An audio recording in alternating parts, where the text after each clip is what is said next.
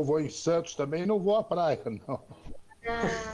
Não, eu também praia, fica aí na frente eu da moro, praia. eu moro na praia praticamente, mas também não vou.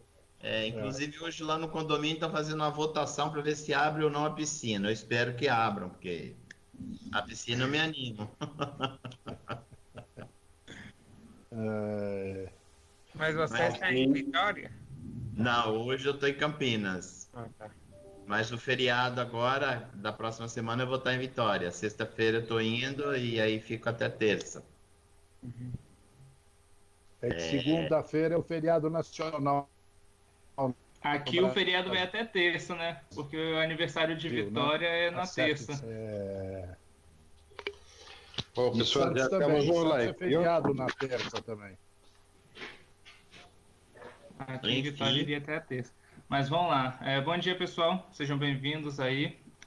Mais um treinamento da Mondiale. Hoje voltamos com os nossos treinamentos Atrabax, né? Com o Júlio Félix aí, dando aulas para a gente. Como sempre, informar que a transmissão será feita pelo nosso Facebook e no fim do treinamento ele será disponível no nosso canal do YouTube. Então, sejam bem-vindos, fiquem à vontade e, como sempre, peço sempre para manter o microfone de vocês no mudo, tá bom? Só mais alguns minutinhos e nós já iniciamos.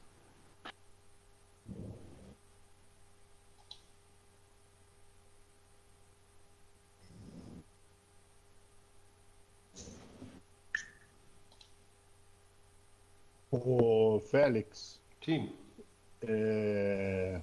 terminando aqui, você tem alguma coisa? Eu posso te chamar por telefone ou não? Pode, sim. Tá bom. A gente conversar. Iniciei aqui no Facebook. Desculpa, Léo. Imagina. Bom, bem-vindo também a quem acompanha a gente pelo Facebook. Um bom dia para todo mundo. Vou iniciar aqui a gravação.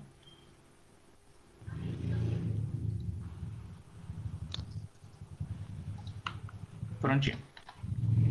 Bom, queridos, bom dia a todos vocês. Sejam todos bem-vindos a mais uma capacitação da Mondiale. Hoje o nosso destino é Praga, essa cidade linda, especial, que tem uma cerveja deliciosa. Já aqui, ó. Mas tem também os panoramas, é uma cidade muito, muito, muito bacana.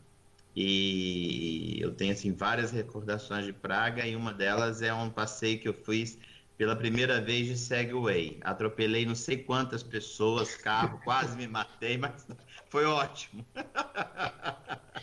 Recomendo o passeio.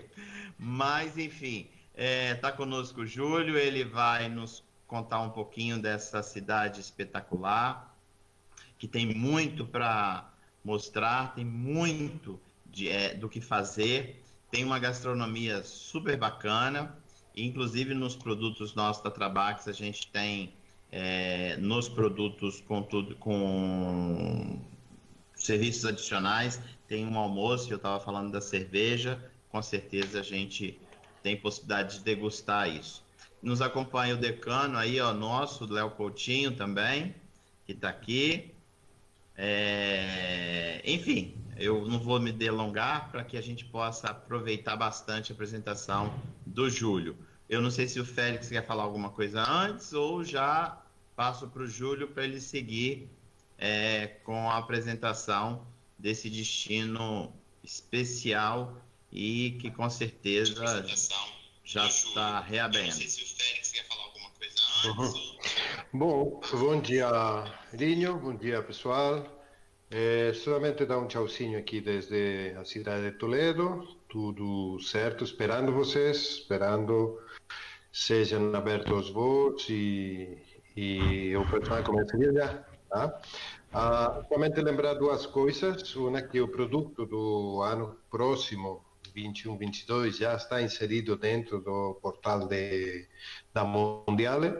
A gente fez um esforço muito grande para manter os preços, tá? São os mesmos preços deste ano para o ano próximo, porém já é uma vantagem, tendo em conta que o dólar já está tendo dificuldades, tá? E então é bom comprar quanto antes, né? E a outra questão é aquele dos mercados de Natal, que nós já fizemos a apresentação com o Júlio, e que ainda está aberto para inscrições, tá? Então já, Júlio, tudo com você? Bom dia. Antes de passar para o Júlio, só lembrando, pessoal, que nós temos um chat aí ao lado para perguntas. Ao final, a gente faz um ping-pong com o Thomas e o Júlio. E eu quero renovar o pedido para que todos desliguem o microfone e desliguem também a câmera, para que a apresentação fique melhor, de qualidade. Então, por favor, a câmera vocês inativem e o microfone também, porque o Júlio fica com melhor qualidade na apresentação. Júlio, é com você. Obrigado, Edson, Félix. Obrigado a todos, Léo. Então, bom dia para todo mundo. É um prazer estar com vocês de novo, depois desse agosto que a gente foi à praia ou desfrutou um pouco das férias. Aqui na Espanha já tudo vai voltando à normalidade. E as apresentações também. Hoje é o dia para falar de Praga, que é uma outra cidade que está inclusa também nesse roteiro que chamamos de cidades imperiais. Quem me seguiu nessas apresentações que eu fiz no mês de junho e julho, provavelmente já viu que eu falei de Viena, de Berlim, dos mercados de Natal, enfim, de outras cidades da Europa Central. E hoje é a vez de Praga, que é uma cidade, eu acho que o melhor adjetivo para defini-la é mágica. Não tem tanto patrimônio, ou é muito menor do que Berlim e Viena, mas tem uma beleza muito característica. É uma cidade que parece que foi congelada no tempo, e um passeio por Praga, um passeio pela história e, sobretudo, pela Idade Média. Então, é uma cidade que todo mundo gosta muito de conhecer, sobretudo, é uma coisa curiosa, as mulheres, né? Chama a atenção que muitas mulheres que fazem esse roteiro, quando eu estou sendo guia, elas estão doidas para conhecer Praga. Inclusive a minha mãe, hein? Foi o presente de 20 anos de casado com meu pai, ir a Praga. É uma cidade que tem de tudo. Realmente a gente vai ficar apaixonada com ela. Espero que essa apresentação sirva para que vocês também conheçam ou fiquem com vontade de conhecer Praga. Praga, além de cidade mágica, é chamada pelos europeus do coração da Europa, hein? Aí vocês estão vendo o mapa da Europa. Aí eu sinalizei com um castelo, porque a República Tcheca é, sem dúvida alguma, o país dos castelos. Onde que ficaria Praga? Vocês estão vendo que está bem no coração da Europa. Dizemos que no oeste de Praga começa a Europa Ocidental e para o leste a Europa Eslava, a Europa Oriental. Então, essa cidade tem uma mistura desses dois mundos, também da Europa do Norte e da Europa do Sul, e realmente é o coração de várias formas, e foi também, ao longo da história, uma cidade importantíssima, como vocês estão vendo nesses dois mapas aqui, a esquerda e a direita, por exemplo.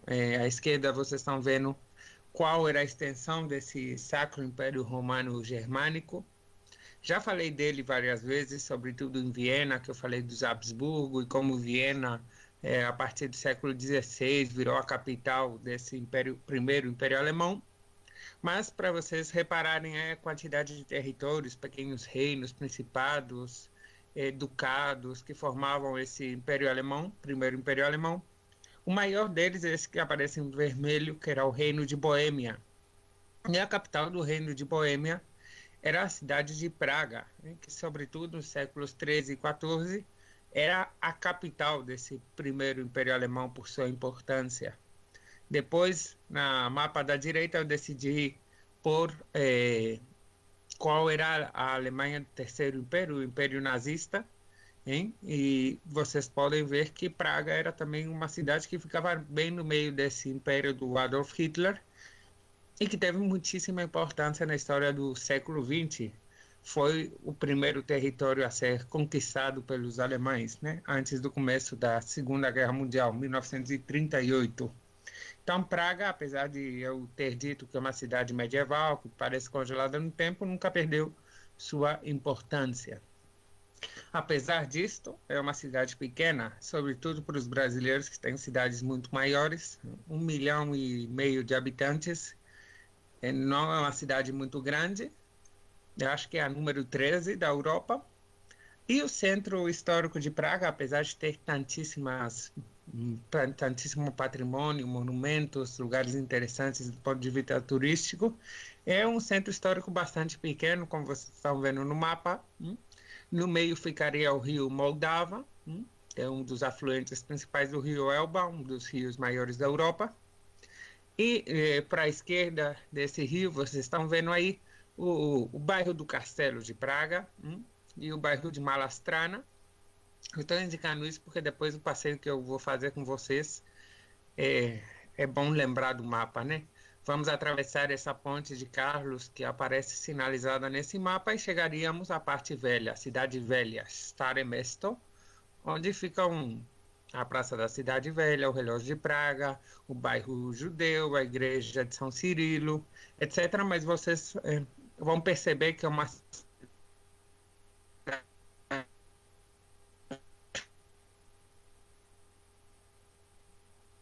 pequena, a movimentação então é quase sempre a pé.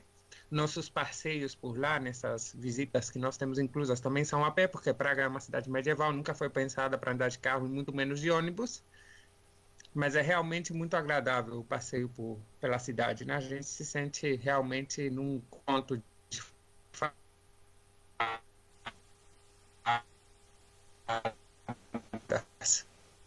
E essa ideia tem mesmo a ver com a origem da cidade. Dizem que uma princesa, Lubile,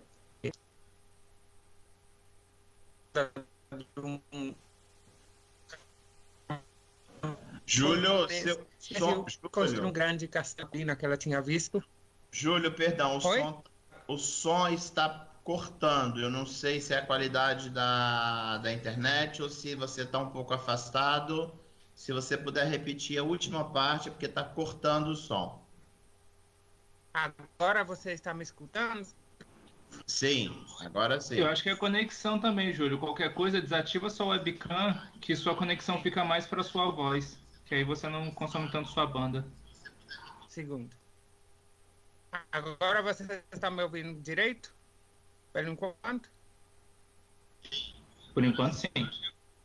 Sim, tá bom.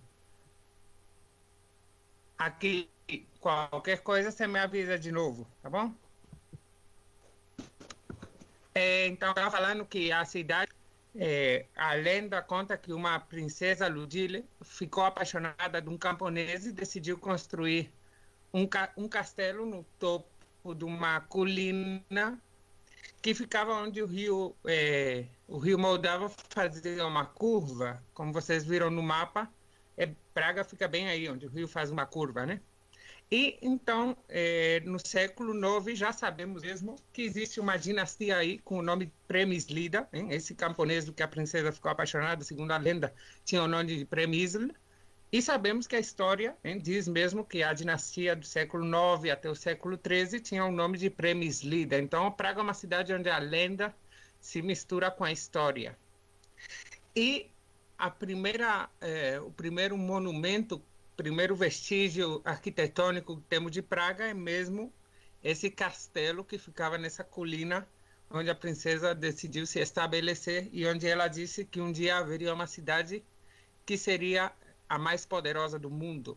Aí vocês estão vendo essa colina e a fotografia que a gente toma de Praga hoje, desde esse lugar onde a princesa decidiu se estabelecer.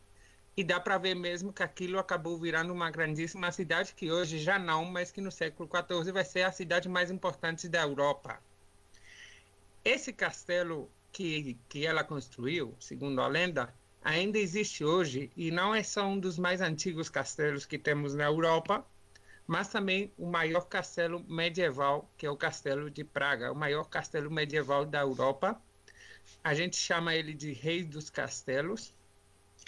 E agora eu vou explicar um pouquinho o que é um castelo exatamente e por que esse aqui é interessante, não só pelo tamanho, mas somente dizer que alguns devem estar pensando por que Praga, o povo tcheco, que são eslavos, estavam no primeiro Império Alemão, né? Quando outros povos como os russos, os sérvios, os búlgaros e outros povos eslavos nunca foram parte do Império Alemão, mas bem foram inimigos deles. Bem, a razão é simples, e é que os tchecos eram católicos, não eram ortodoxos igual o resto dos eslavos, e apesar de eles não compartilharem a mesma cultura que os alemães, eles se sentiam mais próximos dos alemães pelo fato de ter a mesma religião. Não à toa, temos na cidade de Praga essa igreja, que mostra, é a igreja de São Cirilo e São Metódio, que foram os dois encarregados de evangelizar esses primeiros povos eslavos já no século IX. Ou seja, vamos nessa visita ver como a cidade de Praga está muito relacionada com o catolicismo e com a guerra de religiões. Essa é uma coisa que eu queria falar antes de começar, porque às vezes é difícil de entender. Como curiosidade, São Cirilo inventou esse vocabulário que a gente chama de alfabeto cirílico, porque os povos eslavos não usavam as mesmas letras ou sons que nós, que usamos o alfabeto latino. E esse alfabeto foi inventado para o povo tcheco, mas como os tchecos ficaram sendo católicos sempre, eles decidem usar nosso alfabeto latino. Por isso a gente chega em Praga e vê letras tão estranhas, porque o alfabeto latino não expressa bem os sons que os tchecos emitem. Enfim, São Cirilo e São Metódio foram os encarregados de evangelizar já no século IX República Tcheca, que naquele então era o Reino de Boêmia, e Praga vai ser um grandíssimo centro da religião católica.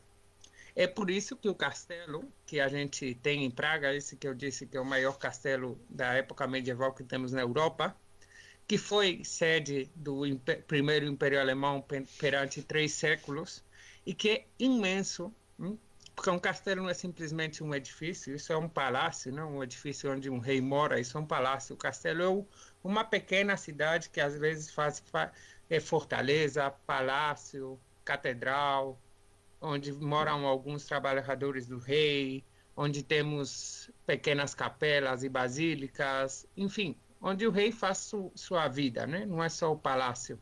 Esse castelo tem mais de 1 quilômetro de comprimento, mais de 200 metros de longo, e o objeto central do castelo não pode ser outro que a igreja de São Vito, a Catedral de São Vito, que vocês estão vendo aí na imagem, com mais de 100 metros de altura, e que fica bem no centro desse castelo de Praga, que foi construído desde o século IX, mais ou menos, até o XV, onde vai ser finalizada essa primeira fase da construção, mas depois, ao longo dos séculos, cada rei, cada novo imperador vai ir pondo alguma coisa nova, como nós vamos ver.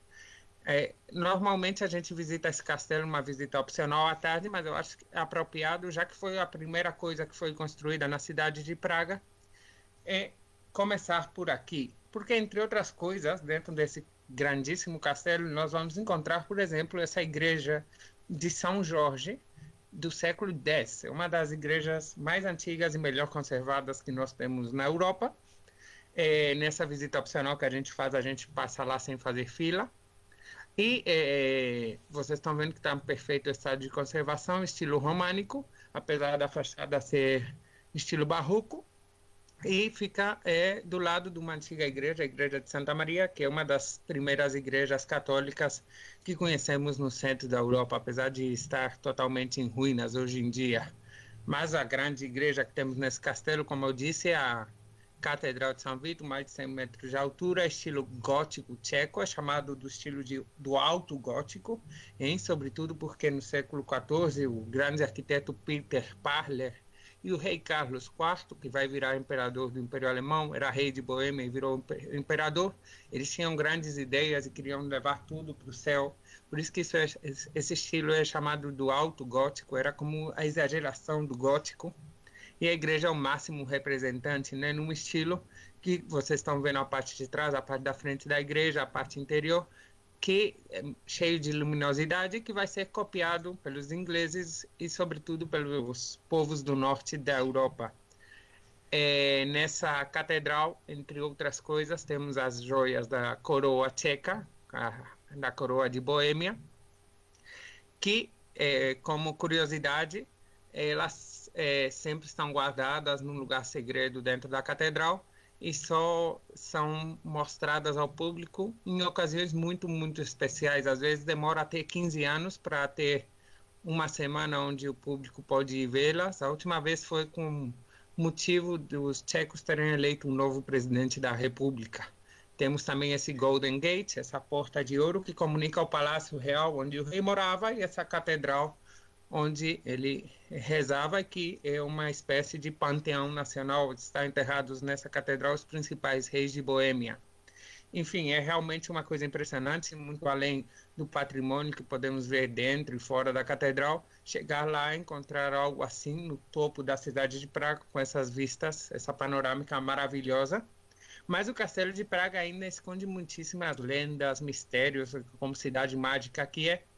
Uma delas, por exemplo, é essa sala que estamos vendo acima à esquerda, de Vladislav, com uma arquitetura e uma bóveda super complexa, sobretudo se levarmos em conta que foi construída no século XV, onde o rei comemorava até batalhas entre cavaleiros, grandes festas, enfim, acolhia o povo de Praga em ocasiões especiais.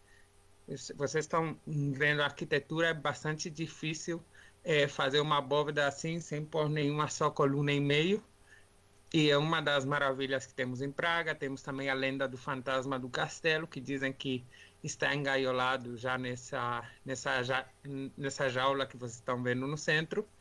Antes tínhamos uma quantidade de fosos, ou seja, em volta do castelo, em volta da catedral, tinha vários lugares onde tinha até crocodilos, ursos, e os infiéis e os que tentavam conquistar o castelo eram lançados lá.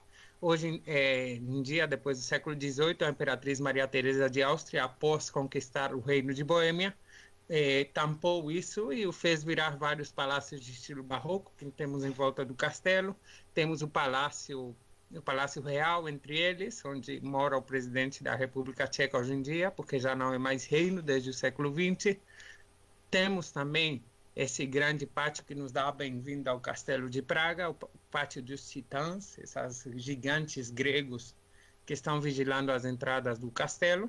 E toda a tarde a gente pode ver a cada hora o câmbio de guarda, que é um pouco similar ao que temos na Inglaterra, no Palácio de Buckingham, bem menos impressionante, mas mesmo assim interessante, sobretudo porque estamos entrando num lugar que ao longo de 1.200 anos, ou seja, é um castelo bem antigo, esteve envolto nessas lendas que eu falo, que fazem de Praga uma cidade mágica, e que podemos ver sobretudo nessa que chamamos em inglês Golden Lane, em português acho que o nome correto seria o Beco de Ouro, uma pequena rua onde moravam alguns dos trabalhadores mais fiéis aos reis.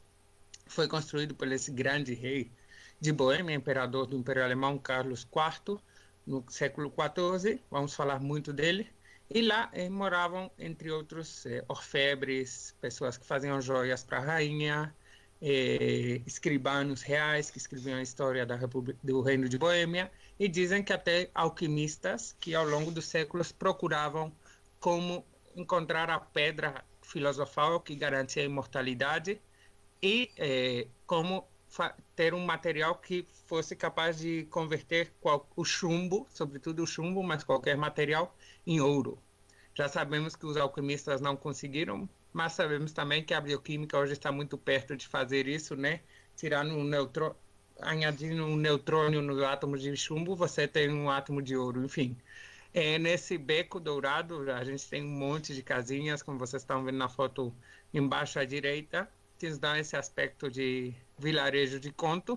No número 22 viveu Franz Kafka, esse grande escritor do começo do século XX tcheco, judeu-alemão tcheco. E temos vários pequenos museus, entre eles esse Museu das Armaduras. Saindo desse beco de ouro, vamos encontrar o grande vinhedo de Praga, um dos vinhedos mais antigos dos que temos conhecimento.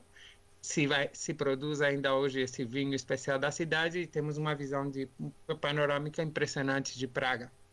Em volta do castelo, na parte dessa colina, dessa montanha, que eu falei que está bem na curva do rio Moldava, por questões estratégicas, mais além da lenda, né? Por questões estratégicas, eles decidiram fazer um castelo, porque você podia ver nessa curva quem vinha de cada lado, E nesse bairro, dessa colina, dessa montanha, temos uma quantidade de palácios impressionantes, sobretudo das famílias nobres que queriam morar perto do rei. Entre eles, temos um bairro inteiro, só um bairro inteiro, que é o bairro de Tratiani, só de palácios.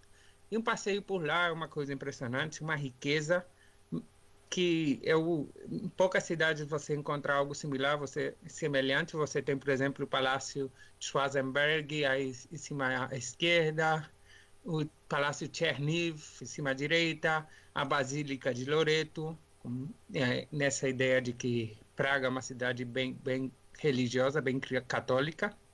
E desde qualquer desses pontos a gente tem essa vista que eu quero voltar a pôr aqui, porque realmente é uma das coisas mais mágicas da cidade, chegar num balcão em qualquer ponto desse bairro do Castelo e ver essa cidade de Praga com essa beleza toda, né?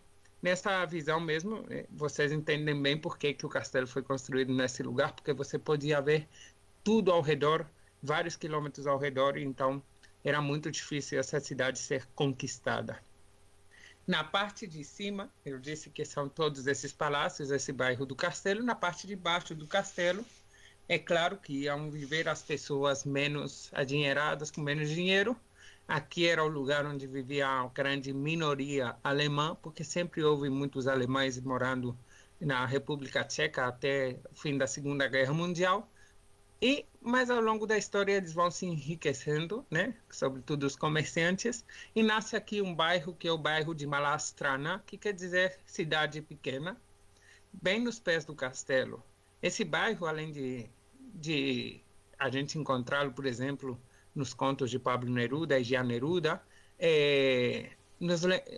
todo mundo ouviu falar dele, seja, por exemplo, por algum dos seus monumentos, seja, por exemplo, começando acima à esquerda, o Museu Nacional da Música, à direita temos a igreja da Santa Maria Encorrentada, que é a igreja dos Templários, já ouviram falar da Ordem dos Templários, a maior igreja barroca da República Tcheca, que é a igreja de São Nicolás, ou embaixo à esquerda, essa ilha de Campa, essa pequena ilha onde viviam os moinheiros de água, e que é uma ilha que dizem que está embruxada, em que algum de vocês provavelmente já viu nesse filme de Tom Cruise, que é Missão Impossível.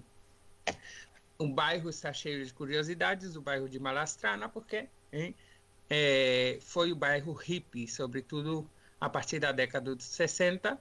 Temos, por exemplo, aí no centro esse muro de John Lennon, onde a juventude, os jovens, se reuniam para cantar música dos Beatles, música do oeste europeu, porque Praga, na segunda parte do século XX, era uma cidade dentro de um país comunista, e eles se reuniam aí para pedir liberdade, igualdade, enfim, tudo que o comunismo não queria. Aquilo ficou um lugar de reivindicação que continua hoje ainda em pé, o Muro de John Lennon. E temos várias obras super modernas nesse bairro, algumas mais curiosas que outras, a maioria delas do grande escultor David Czerny, por exemplo, os mijões de Praga, que eles estão mijando em cima de um mapa da República Tcheca, ou esses bebês que eles têm código de barra na cara, o Sigmund Freud pendurado num tubo, ou a rua mais estreita da Europa Central, que vocês estão vendo aí abaixo à direita, que tem até um sinal que agora está em vermelho aí nessa fotografia,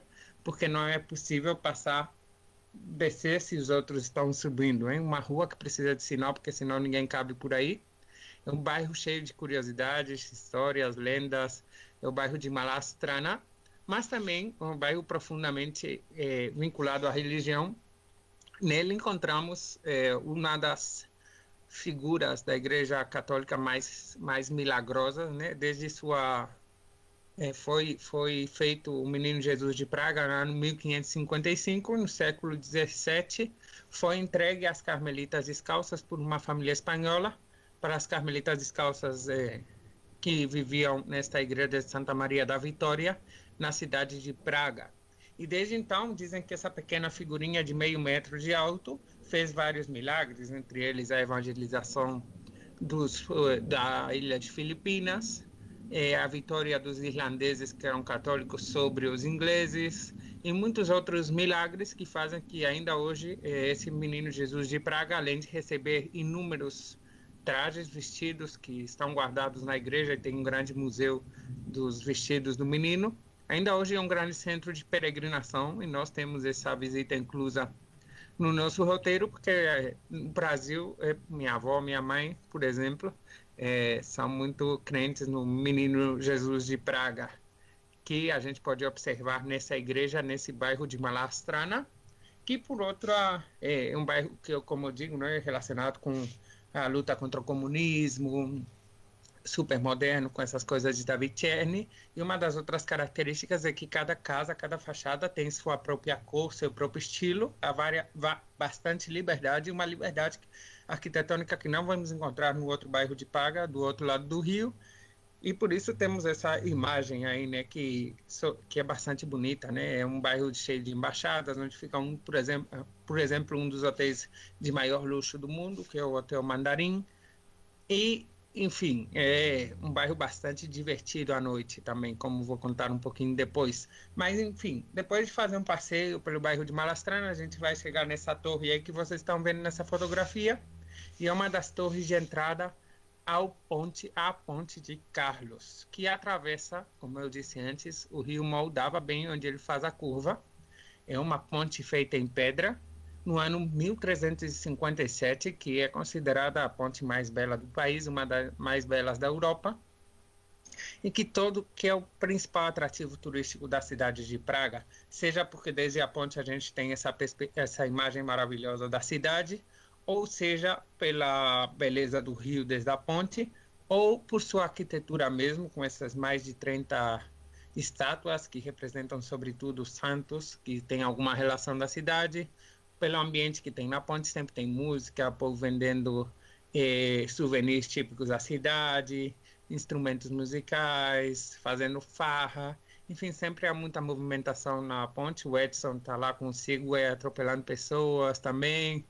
Enfim, é a grande atrativo turístico da cidade, essa ponte de pedra que nós estamos vendo aí. Essa fotografia é desde a ilha de Campa, essa ilha que eu falei antes, uma pequena ilha artificial, onde dizem que é uma ilha embruxada, onde só os locais podem morar. E olhem que beleza esses arcos e essa ponte de pedra com essa torre de controle à esquerda.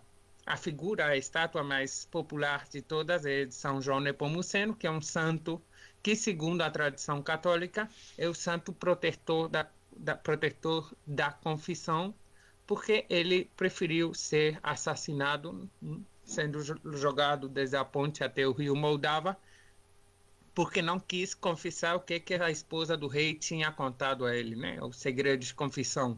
Então, ele foi assassinado, sendo lançado ao rio, e no lugar onde ele morreu, onde ele foi afogado, apareceram 5 estrelas, por isso que ele sempre é representado com essas 5 estrelas na auréola.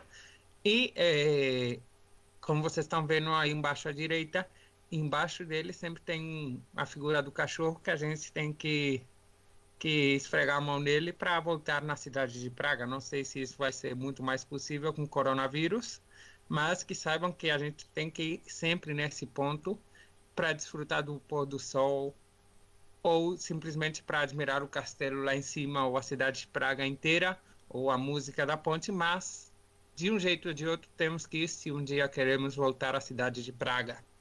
Essa ponte é uma ponte mágica também. Dizem que ela sobreviveu vários ataques, entre eles os nazistas tentaram até acabar com a ponte porque ela conectava um lado com o outro da cidade. Hoje em dia há muitíssimas pontes mais, mas que ela sobrevive porque o rei Carlos IV, que foi o encarregado de sua construção, levou em conta tudo possível para que ela fosse para sempre. Entre eles, a data em que ia ser construída. Ele acreditava muito na numerologia. Por isso, a ponte foi construída, como vocês estão vendo aí esse número, no ano 1357, o dia 9 de julho, às 5h31 da manhã começou a construção da ponte. Porque esse número, vocês leiam de um jeito ou de outro, 13579 97531. É palíndromo, hein? Igual de um lado para outro. Esse rei que estava sempre pensando nos números, na magia, nas lendas. Foi o grande rei da República Tcheca, do Reino de Boêmia, para aquele então. Conseguiu virar imperador com influência política, né? Ele era também parte da família Luxemburgo, francesa. Seu pai era francês, a mãe era da dinastia Przemysl, de República Tcheca. E graças a ele, no século XIV, Praga vai virar essa grande cidade que ainda hoje podemos admirar com essa arquitetura medieval. E é por isso que quase tudo na cidade leva o nome dele, seja a Ponte de Carlos, ou a Rua Karlova, que vocês estão vendo aí à esquerda, que é a rua que a gente vai encontrar atravessando a ponte, vocês estão vendo a torre aí mesmo no fundo, ou a Universidade de Carlos, que é a primeira universidade do centro da Europa, e a primeira universidade eslava do mundo, abaixo à esquerda. E aí vocês têm a estátua desse grande rei Carlos, que nos dá a bem-vinda à Cidade Velha, né? Uma vez que a gente atravessou a ponte, a gente deixou atrás o bairro de Malastrana e chegamos no bairro de Stare Mesto, ou Cidade Velha. Atravessando essa rua Karlova, ela vai nos deixar na Praça da Cidade Velha, desde a ponte, e no caminho a gente vai encontrar lojas de artesanato de madeira, loja de chocolate tradicional tcheco, de cristal de Boêmia tcheco, e muita magia também, entre eles vários teatros, e sobretudo esses lugares de teatro negro, que é a primeira ciência-ficção que temos na Europa antes de existir esses efeitos especiais do cinema. Os tchecos já brincavam com luzes, cores e a escuridão para fazer de conta que as pessoas voavam ou faziam cambalhotas impossíveis. E esse teatro negro que a gente encontra na Rua Karlova ainda hoje é muito popular. O melhor espetáculo é Alice in the Wonderlands, Os Sonhos de Alicia, no País das Maravilhas. E apesar de que hoje a gente já tem efeitos especiais, os filmes são incríveis, eles aqui nos mostram como que são feitos esses efeitos especiais, com pessoas vestidas de preto e brincando com uma ilusão ótica nossa. É uma coisa realmente que vale a pena fazer em Praga, apesar de que o preço ser um pouquinho alto, em 25, 30 euros, a maioria dos casos, mas por uma vez vale a pena, sobretudo pensando como as pessoas dos anos 50 ou até de séculos anteriores, porque isso é herança de um teatro muito anterior, um teatro medieval dos juglares e os trovadores. Pensar como eles pensavam em ver alguém fazer cambalhotas impossíveis é realmente impressionante. E depois de deixar o Teatro Negro, a Rua Karlova atrás, vamos chegar no lugar que é real e também é mágico, que é a Praça da Cidade Velha. Vou falar um pouquinho de cada monumento, mas o primeiro deles, o primeiro que a gente encontra é uma coisa que parece tirada do futuro e foi construída em 1410. E vocês estão vendo isso à esquerda da fotografia, que é o relógio, o relógio astronômico de Praga, chamado horlógio. Esse relógio, vocês estão vendo aí à esquerda, tem 3 níveis. Eu tentei fazer aqui um esquema, vamos ver se eu consigo que vocês entendam mais ou menos o funcionamento do horlógio, mas realmente é uma coisa meio complicada. Olha, em 1410, já faz 610 anos da construção desse relógio e tem coisas que eu ainda não entendo direito e parece que uma coisa que você quase precisa de uma tecnologia quase atual para construir algo assim.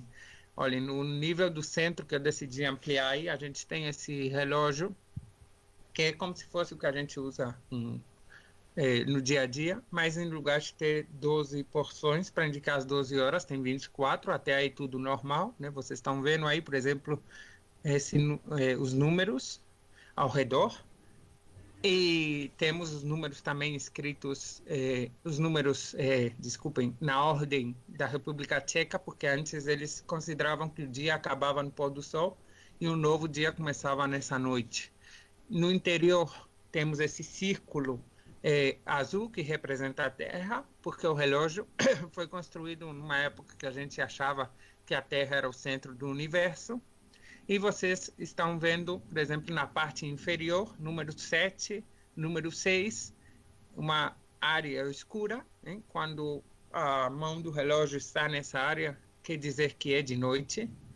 No número 5, vemos quando é o atardecer. Só olhar no relógio a gente sabe que horas mais ou menos vai ser o atardecer. O número 4 indica o amanhecer, quando essa bola do relógio está virando para lá, quer dizer que começa o amanhecer. E a parte de cima, que é toda azul, são as horas do dia. Mas não é só isso nesse relógio. Temos, por exemplo, com o número 10, o Sol representado. E vendo a distância entre o Sol e o número 6, vocês estão vendo o número 10, número 6, a distância maior ou menor, quer dizer se a gente está numa época do ano ou outra, porque vocês sabem que a distância da Terra ao Sol muda em função da época do ano que for. No número 11, a gente tem a Lua, e esse relógio, a Lua desse relógio vai virando sobre si mesma. Por exemplo, no relógio da direita, a gente está vendo que é quase Lua nova, só tem uma porçãozinha de Lua embaixo. No da esquerda, é quase Lua cheia. E abaixo à direita eu decidi pôr uma imagem onde a gente vê que é meia-lua, exatamente meia-lua, porque ela vai virando ao longo dos dias, ao longo de 28 dias. Nesse relógio a gente também pode adivinhar qual mês que a gente está nesse círculo interior. Vocês estão vendo os 12 signos do zodíaco, Capricórnio, Câncer, Gêmeos, etc. Agora voltamos ao relógio da esquerda, tudo isso a gente pode saber a distância ao Sol, fase da Lua, mês do ano, se é de dia, de noite, quando vai ser o pôr do Sol, qual hora do dia é. No de baixo a gente vê também um mapa, um calendário indicando um mês, né? Cada um representado com o símbolo do zodíaco. E em volta a gente não enxerga, mas tem um nome escrito, o nome do santo padroeiro de cada dia. Então a gente chega lá, hoje o relógio está indicando que o santo é São Júlio ou São Félix. E a gente pode ver isso no relógio. E cada hora ele vai tocar o relógio. A gente sempre espera mais ou menos meio-dia, quando a gente está chegando nessa praça. Uma figurinha representando a morte vai tocar o sino. E vão aparecer várias figurinhas que representam os 12 apóstolos da Igreja Católica, do cristianismo. Eles vão passear e depois voltar. Aí nessas janelinhas que tem aí acima, vocês estão vendo elas fechadas, e acima à direita eu decidi colocar o momento em que elas estão abertas, e os 12 apóstolos vão passando. E temos várias outras figuras representadas, entre elas as 4 maiores medos dos cidadãos naquela época, em 1410, há 600 anos atrás. Os 4 maiores medos eram a vaidade, vocês estão vendo a figurinha se olhando no espelho, a avareza, representada por um judeu com um saquinho de dinheiro, a morte, é claro, mas também esses prazeres terrenais, hein? Bebida, música, festa, que vocês estão vendo também essa figurinha ao lado da morte. Esses eram os 4 grandes medos, as coisas que os tchecos queriam evitar naquele então. Então, vocês estão vendo aqui o relógio quando aqui é 3 horas da tarde, não sei, 4 horas da tarde, hein? No número 9 ele está indicando que é 4 da tarde, e nesse aqui a bolinha virou e é 11 da manhã. É bem complicado entender isso, mas se vocês forem várias vezes em Praga, vocês vão acabar entendendo. Nessa mesma praça a gente tem, por exemplo, a prefeitura, hein? No lado da Praça da Cidade Velha, no lado dessa prefeitura é onde a gente encontra esse relógio astronômico de 600 anos de história. Nessa torre da prefeitura a gente pode subir nela, e a fotografia do centro de Praga é maravilhosa. E do outro lado da mesma praça a gente encontra essa igreja, que acho que é a mais representativa do gótico tcheco de todas, a igreja de Tin, a igreja do pátio, que é chamada assim, com essas torres pretas que parecem tiradas de um conto também. E do lado dessa igreja católica temos a igreja de Jan Hus, que vocês estão vendo lá no fundo, e essa estátua está representando Jan Hus e seus seguidores. Esse foi o primeiro protestante da história. Martim Lutero é do século XVI, ele mesmo reconheceu: quem me abriu os olhos foi Jan Hus, que foi esse primeiro revolucionário contra a Igreja Católica, que criou um movimento protestante que chamamos do movimento Husita, que causou uma grande guerra na República Tcheca, e foi, como digo, o primeiro movimento protestante que conhecemos, mas os católicos acabaram ganhando essa guerra contra os husitas, mas ainda hoje 2% da população tcheca é seguidora do husismo, né? Da religião husita, e temos essa grande igreja que vocês estão vendo aí, bem na praça. E outras das atrações turísticas que temos no centro velho de Praga, por exemplo, é a Torre da Pólvora, que vocês estão vendo aí à direita. É uma torre de entrada à cidade, onde eram feitas as moedas, mas também guardadas as armas e a pólvora, em caso de ser necessário por uma invasão à cidade. Dizem que também o nome de pólvora pode vir pela cor dessa torre. Levemos em conta que Praga, a maior parte das construções históricas tem 700, 600 anos de antiguidade, então a pedra, que tem muito ferro, foi escurecendo ao longo do tempo. Então a maior prova da antiguidade da cidade de Praga é o fato da maioria desses monumentos ser quase pretos, igual essa igreja de Tim, que vocês estão vendo as torres já pretas também. Enfim, essa Torre da Pólvora nos dá bem-vindo à Cidade Velha desde o outro lado.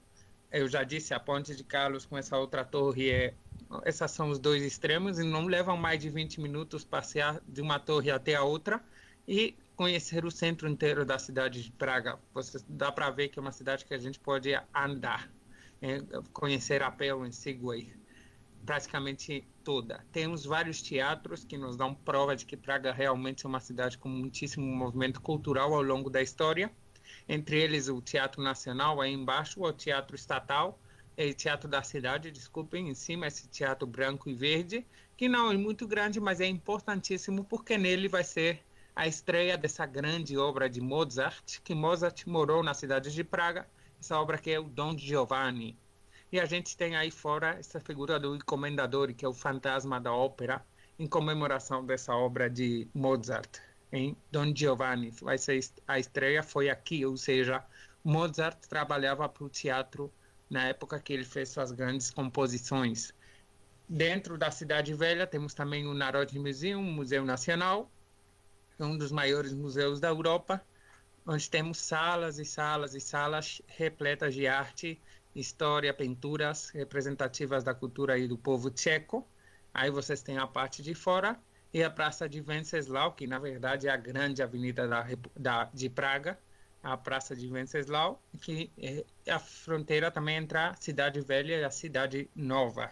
Sempre a praça de movimentação, onde se fazem os grandes protestos, mobilizações, onde teve lugar o fim do comunismo em 1989, em Tchecoslováquia naquele então. E é uma praça cheia de acontecimentos históricos, sobretudo ao longo do século XX. Mas o Museu Nacional não é o único museu que encontramos em Praga. Temos museus bem menores, mas com muito interesse também. Por exemplo, esse Museu do Comunismo, um dos mais recomendados para conhecer a história do comunismo na Europa na segunda metade do século XX e conhecer também a luta dos tchecos contra esse sistema que vai muito além desse muro de John Lennon, né? Por exemplo, temos a Primavera de Praga, no ano 68, onde os tchecos tentaram se independizar do poder da União Soviética, mas os russos acabaram entrando com armas e tanques na cidade. A Revolução de Terciopelo, Velvet Revolution, em 89, que realmente acabou com o comunismo, acendendo umas velhinhas, simplesmente milhões de pessoas reunidas no mesmo lugar. Podemos conhecer também essa história medieval mais cruel desses reis com muitíssimo poder, mas inclusive, por exemplo, rainhas também, porque Maria Teresa de Áustria foi uma grande inventora de mecanismos de tortura. Então temos um museu de tortura em Praga, um dos mais populares do mundo. Outro museu de máquinas sexuais, acho que é o mais reconhecido do mundo nesse aspecto. E o Museu da História Judia, porque além de toda essa história que eu estou contando de Praga, um quarto da população até o século XX era judeu. E até o século XIX, Praga era o lugar do mundo com mais judeus. Ou seja, era a grande capital dos judeus antes de existir Israel. E a mostra é que um dos grandes bairros de Praga, bem no centro, justo ao norte dessa praça da Cidade Velha, é o bairro judeu, ou Josefov. Josefov é o bairro judeu, onde a gente encontra esse museu. Esse museu, a parte de fora, vocês estão vendo aí no centro, que é também a Casa das Comemorações, onde ainda a população judia de Praga, que é só de 2.000 habitantes, faz seus enterros, o Badensbar e outras festividades judias. E nesse bairro podemos encontrar ainda por exemplo, esse cemitério que está lotadíssimo de túmulos judeus ao longo de mais de 1000 anos de história do povo judio na cidade de Praga. Como curiosidade, esse cemitério ia ser destruído, mas Hitler salvou ele, porque Hitler queria que essa parte de Praga, esse bairro de Praga, fosse um grande museu sobre o povo judeu, uma vez que ele conseguisse acabar com todos os judeus que tinha na Terra. Ou seja, a maldade de Hitler salvou esse bairro, salvou esse cemitério estranho que a gente tem bem no coração de Praga, porque ele queria que aquilo virasse como um museu do passado, né?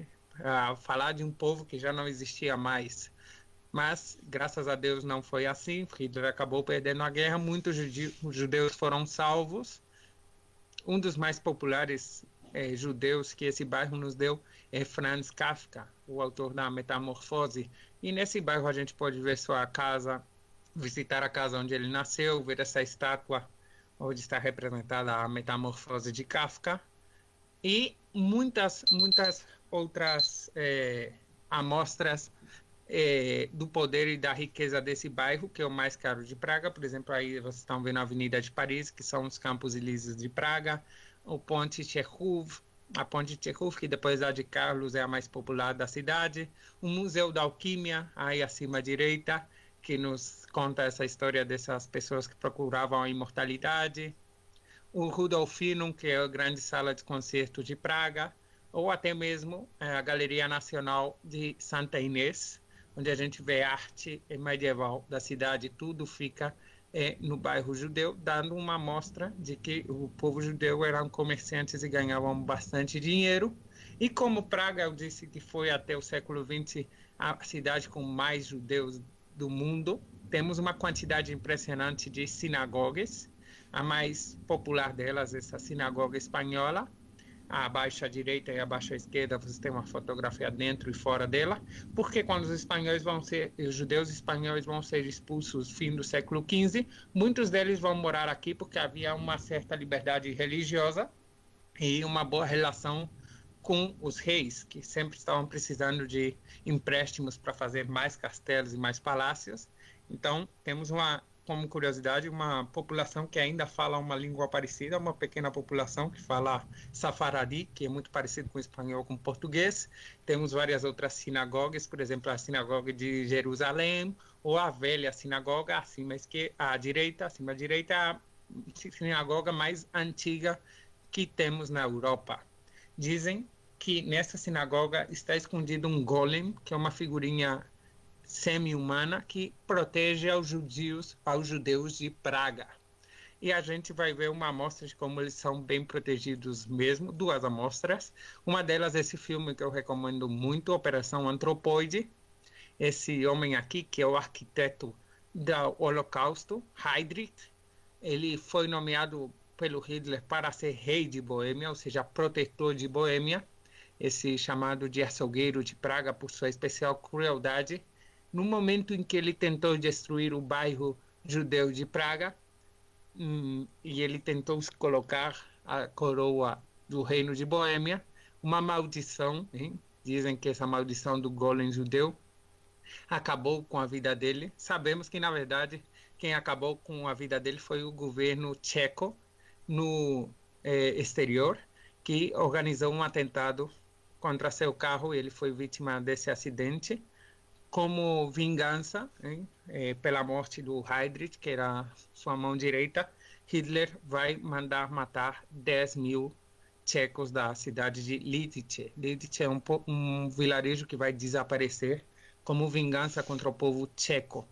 Por isso, muitos se perguntam se valeu a pena acabar com a vida do Heydrich. Não sei se valeu a pena. Na minha opinião, valeu a pena, porque qual era o futuro dessas 10.000 pessoas se o nazismo tivesse vencido a guerra? Talvez eles teriam acabado do mesmo jeito, mas sabemos que Heydrich provavelmente foi vítima dessa maldição judia. Mas sabemos também que se os judeus tchecos ainda hoje existem, se há uma população de 2.000 judeus em Praga e o bairro não foi destruído é também graças a heróis como Nicolau Winton. Eu recomendo muito conhecer a história de Nicolau Winton antes de visitar Praga e o bairro judeu, porque vai ter um significado novo. E é que muitas crianças que naquela época moravam nesse bairro, que eram judeus, foram salvos por esse grande barão inglês, que era filho de...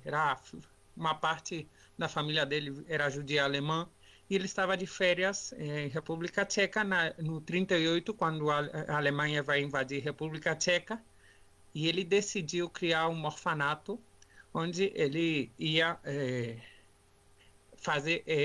fingir que os meninos judeus do bairro eram, na verdade, meninos católicos, e com a colaboração de várias famílias de dinheiro inglesas que ele conhecia, ele conseguiu salvar mais de 700 crianças que foram morar na Inglaterra desde então.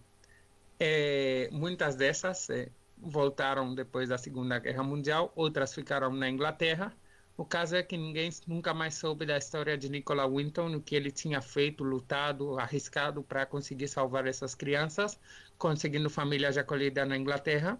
Até 1988 tem um programa da BBC inglesa que descobre o diário pessoal de Nicolau Winton e descobre que estão vários nomes judeus anotados à esquerda e à direita os novos nomes ingleses dessas crianças. Aí eles contactam vários desses meninos, contam, olha, você na verdade foi resgatado no ano 38 por um senhor inglês. Muitos não sabiam que eles eram judeus tchecos de nascimento. Aí no 88 eles organizaram um evento na televisão. Aí vocês estão vendo embaixo à direita o Nicolau Winton sentado. Aí a apresentadora começa a contar a história dele e pede para todo mundo que foi salvo por Nicolau Winton levantar, e a plateia inteira levanta. Recomendo muito ver ao vivo, ver no YouTube a história de Nicolau, para curtir realmente como o bairro judeu de Praga vai sobreviver, e os judeus da cidade, em grande medida, graças à ação de uma só pessoa, ainda hoje podem contar essa história. É realmente muito emocionante. Por outro lado, também os pais dessas crianças, eles não vão poder ser salvos, a maioria deles vão ser enviados ao campo de concentração de Terezin, que é uma visita muito recomendada para fazer desde Praga. Fica apenas 1 hora da cidade. É um campo de concentração típico, onde a gente vai encontrar algumas coisas que já conhecemos de Auschwitz ou Dachau, mas que os alemães usaram para fazer crer, às vezes, a Cruz Vermelha, que eles não estavam matando nenhum judeu. E temos, então, até provas gráficas disso. Por exemplo, um vídeo onde parecem meninos cantando no coro do campo de concentração, porque o Hitler estava tentando passar a ideia de que os judeus moravam lá felizes, mas era um teatro que só durava 1 mês, enquanto havia controles da Sociedade de Nações, da Cruz Vermelha, e quando acabava esse mês, o trato voltava a ser o de sempre. Então, vocês estão vendo que foi uma história bastante sofrida, a dessa grande minoria judia em Praga. Temos também outras excursões, para quem não quiser visitar Terezin, porque é uma história bem dura. Temos excursões mais alegres que a gente pode fazer de Praga, porque Praga fica no meio da República Tcheca, que é um país muito pequenininho, e qualquer coisa fica 1 hora, 1h30, no máximo 2 horas. Entre elas, essa excursão que a gente tem no Europac, para ir em Karlovy Vary, que é a cidade balneário, que, como não, chama Karlovy Vary pelo rei Carlos IV, que decidiu criar essa cidade do nada, no meio da floresta, nos Montes Sudetes, na fronteira com a Alemanha, para descansar lá, porque lá temos águas termais, temperatura 30, 40, 50, até 60 graus na água, qualquer época do ano, e o inverno tcheco chega até menos 15 graus abaixo de zero, e é uma cidade maravilhosa no meio da floresta, cheia de fontes, praças de pedestre, calçadões, casas de todas as cores, e vale a pena realmente pegar o Europac, mesmo que seja só para passar um dia um pouquinho mais tranquilo na cidade de Karlovy Vary. Temos outras cidades maravilhosas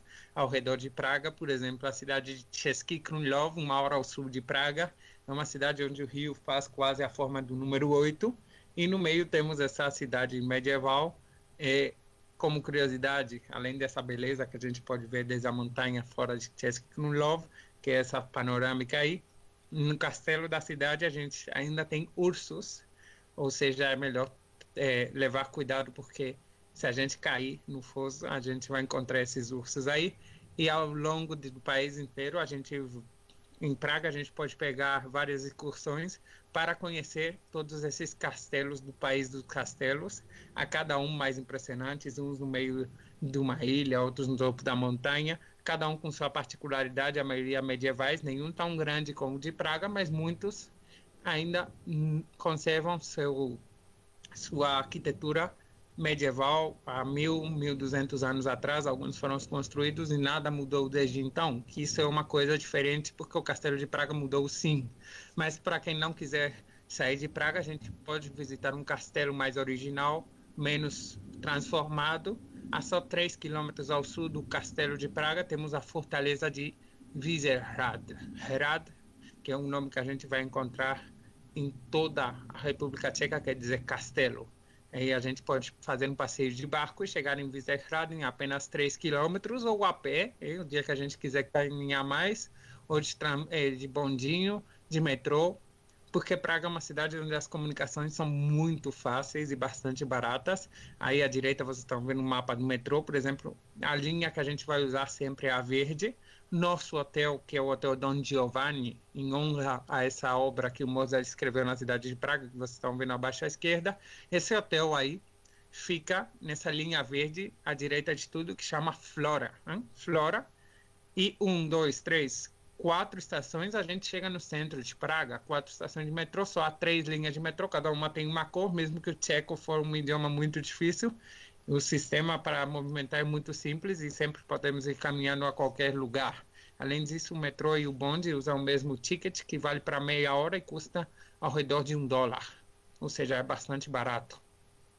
Temos também na cidade de Praga, ao redor da cidade velha, várias construções muito modernas, não só essas esculturas que eu comentei antes, dos mijões ou os bebês de Praga, de David Czerny. Temos uma quantidade de arte contemporânea impressionante. Por exemplo, no meio aí temos Fred Alster e Ginger Roger dançando, esses edifícios, que é chamado de Casa Dançante, construída pelo arquiteto Frank Gehry, bem no centro de Praga também. Ou Metrônomo de Praga, grande metrônomo de mais de 30 metros. Esse metrônomo é o que os pianistas usam para saber o ritmo da música. Isso quer dizer que os tchecos devem marcar eles mesmos seu próprio ritmo. Fica onde antes ficava a estátua do Stalin, ou seja, é a contraposição ao comunismo. Antes estava lá o Stalin, agora a gente pôs um metrônomo para indicar que nós marcamos o ritmo desse país.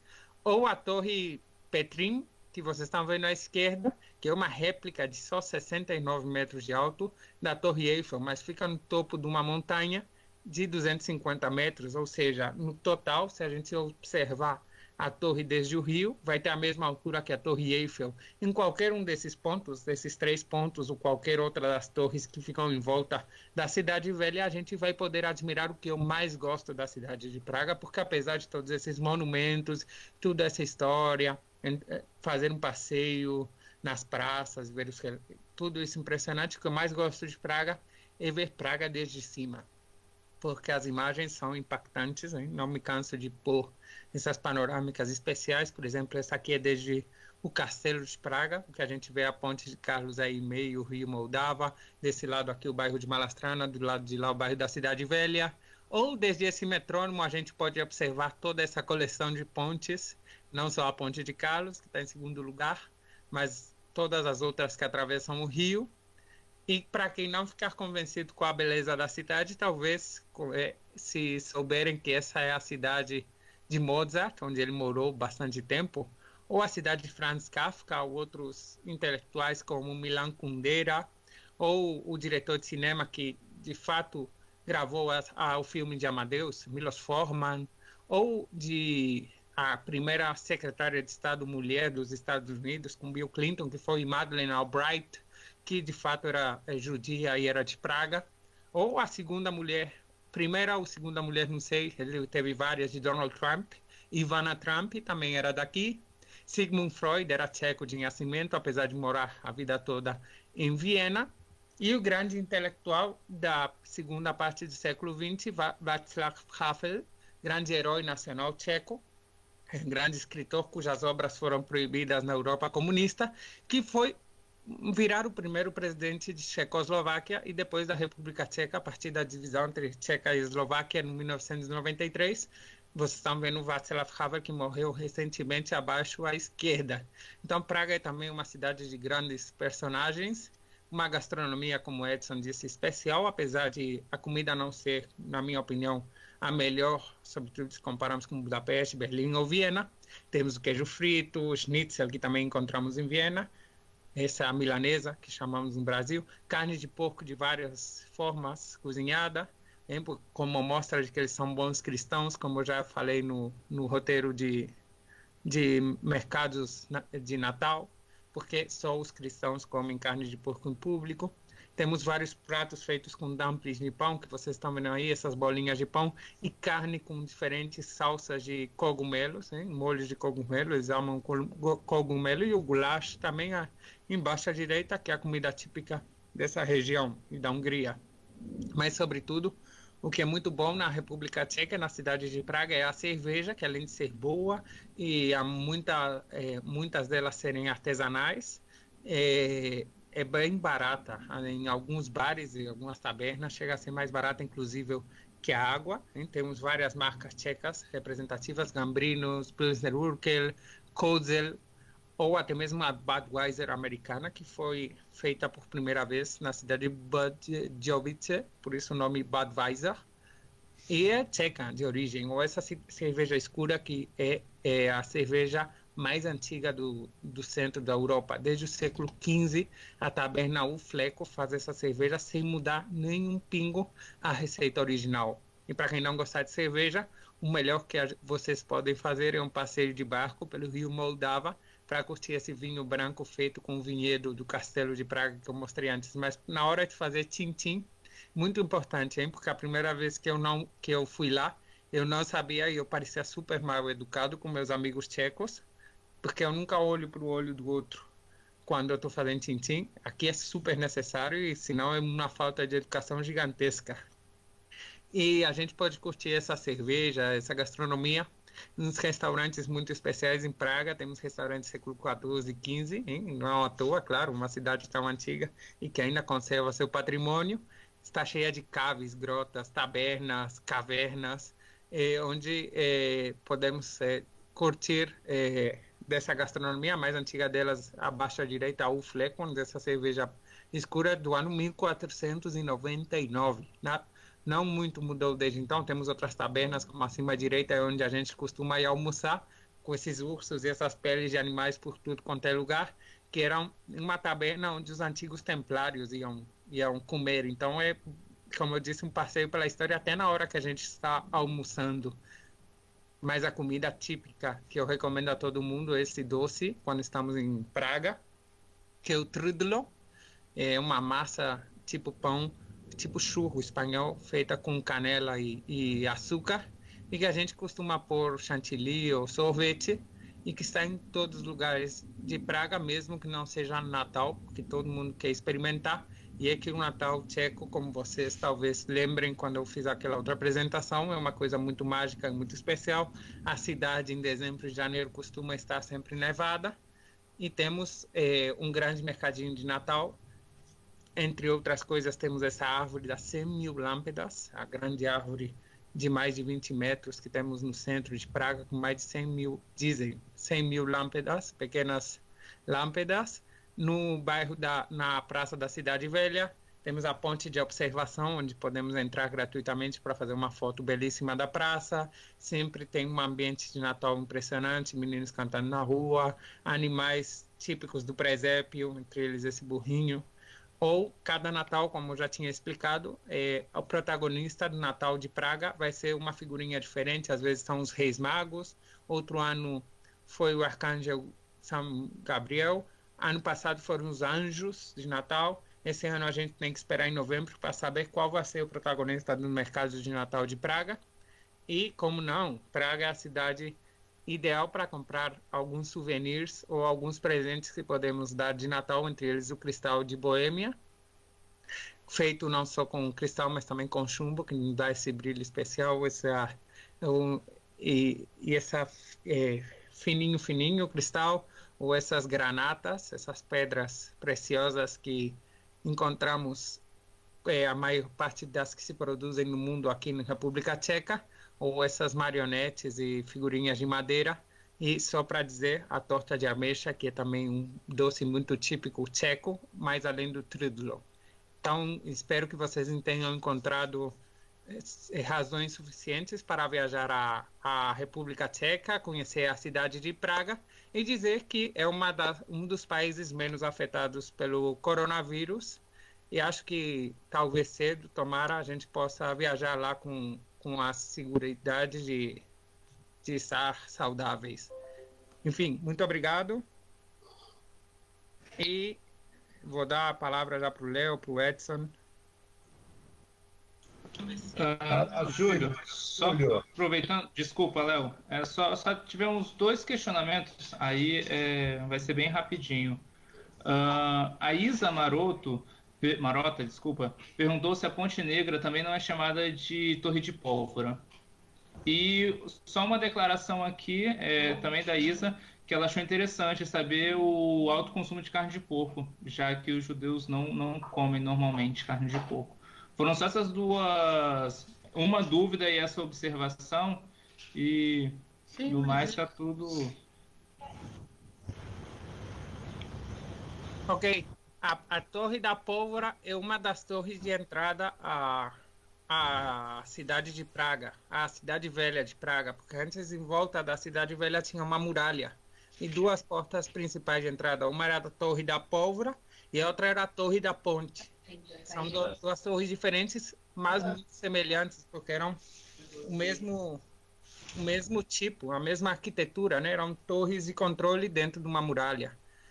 A Torre da Ponte é a mais importante delas, porque era necessário atravessá-la para atravessar a ponte e chegar no castelo. Mas a da Pólvora era a principal torre de defesa da cidade. E depois, sim, 25% da população de Praga era judia. Mas os outros 75%, a maioria, quase todos eles eram católicos, e a cidade de Praga é uma cidade que sempre sofreu ataques de outras religiões. Por exemplo, no século XVI, os muçulmanos turcos que conseguiram invadir a Hungria tentaram invadir também a cidade o reino de Boêmia. Ou seja, eles sempre sentiram uma necessidade grande de mostrar que eles são católicos e cristãos convencidos. Como uma coisa que eu não disse, em 1618, começo do século XVII, essa guerra dos 30 anos que enfrentou protestantes contra católicos, começou no Castelo de Praga. Uma guerra que ao longo dos 30 anos vai acabar com também por esse enfrentamento entre católicos e protestantes. Ou seja, é uma cidade altamente recomendável para quem estiver interessado na história da Europa. Perfeito. De resto, foram mais parabenizações, né? Essas pessoas que viajam com você puxam muito seu saco, hein, Júlio? Brincadeira, seu treinamento é muito bom. Edson e Léo, agora com vocês, tá? Obrigado. Júlio, obrigado. E essa apresentação sua na hora do almoço aqui no Brasil, esse final dela de gastronomia, deixa a gente assim, querendo comer online. Mas muito obrigado por mais uma capacitação e já a gente vai se ver novamente. Obrigado também a todas as pessoas que estão conosco e participaram. Lembrando de que tudo está lá guardadinho no nosso Facebook e além de estar no Facebook, está também no canal de YouTube da Mondiale, tá bom? O Edinho. Fala, Léo. Gastronomia aí, mas ontem você me disse que tinha começado o regime, dia 1º de setembro. Comecei, Léo. Pior ainda. Bom, gente, muito obrigado pela participação de todos. Obrigado, Júlio, por sua sempre muito interessante apresentação, né, com detalhes. O pessoal elogia bastante aqui as suas apresentações. Enfim, E já te disse que o Paulo Bezerra tinha te mandado um abraço, né? Manda outro para ele. Vou mandar. Eu acabei de falar, ele deve estar assistindo aí também. Se não está aí agora, já, mas enfim. Eu mandei o link da apresentação para ele. Enfim, gente, então é isso. Muito obrigado. A gente está semana que vem, é bom lembrar, só aproveitando aí o canal. Semana que vem a gente vai estar lançando uma programação para a Europa, com pequenos programas que a gente está chamando de Europa VIP, né? Que são em hotéis 4 superior, alguns até de 5, em regiões da Europa. Uma região da França, 2 ou 3 regiões da França, Itália, Espanha e Portugal, enfim, leste europeu, incluindo Praga, aí, que a gente acaba de assistir. Enfim, uma programação para ao máximo de 6 passageiros, viajando com toda a segurança e tal, para esse primeiro momento, enfim, um programa realmente muito bom, que vai com guia, motorista, disposição, enfim, é uma viagem privativa praticamente, a 2 pessoas, 4, máximo 6 pessoas, tá bom? Então nós vamos ter toda essa programação muito interessante a semana que vem para vocês mostrarem aí para os seus clientes que gostam de coisa boa e de um serviço privativo, vamos dizer assim, tá bom? Muito obrigado pela presença de todos, sempre é um prazer. Júlio, muito obrigado. Félix, obrigado aí. Vejo que vocês regressaram bem das férias de agosto, né? E bom, e vamos lá, muita força, que nós vamos ter um ano que vem muito, muito bom para todo mundo, tá bom? Paz e amor aí, obrigado. Obrigado. Obrigado, Leo. Um abraço, Dinho, Marcos. Tchau. Tchau, tchau. Tchau, tchau para vocês. Abraço, tchau, tchau. Até a próxima.